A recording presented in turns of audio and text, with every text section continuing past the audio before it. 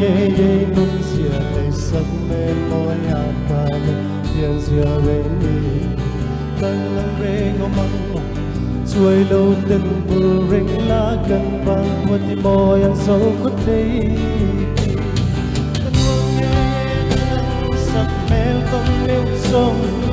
qua nắng in mình nói mây lâu lá sang sông suri là cái mắt xê xuân nghe âm nắng tâm đàn rồng dẫu có tình thì quay tên qua nông tuang big xem này nàng yang re ngang kim là môi tiếng nhân cơ ring lo hắn suy qua về tình ra tiếng là nụ phố yan chinh dâu nhân cơ ring lo dấu mất đi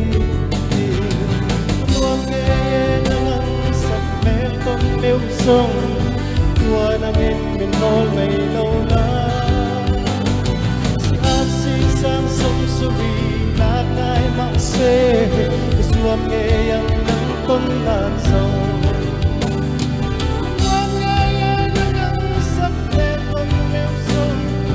qua nắng in mình nói mây lâu lá hát xinh sang sông suri là cái mắc xê xuân nghe âm nắng tuấn đàn sông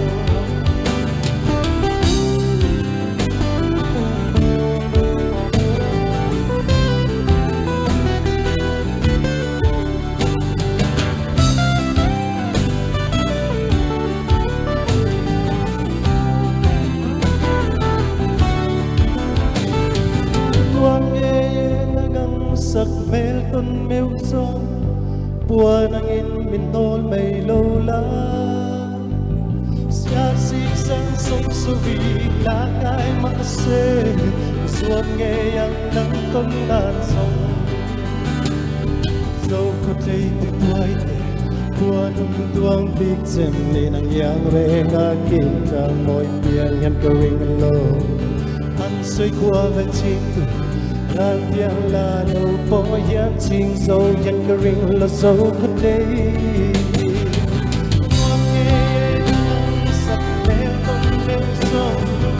qua nắng in mình nói mây lâu lá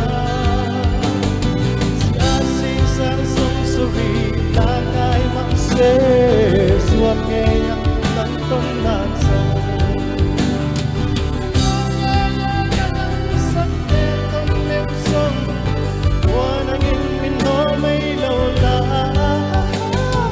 xa xinh sang sông suri là cái mắc xê xuân nghe âm tuấn đàn sông quan luật đi tuấn ma lâu sông kia ngồi in liang mây lâu la đang ngang re ngang nom lâu xuôi lâu tình vul reng la căn vang qua ti moya zol khote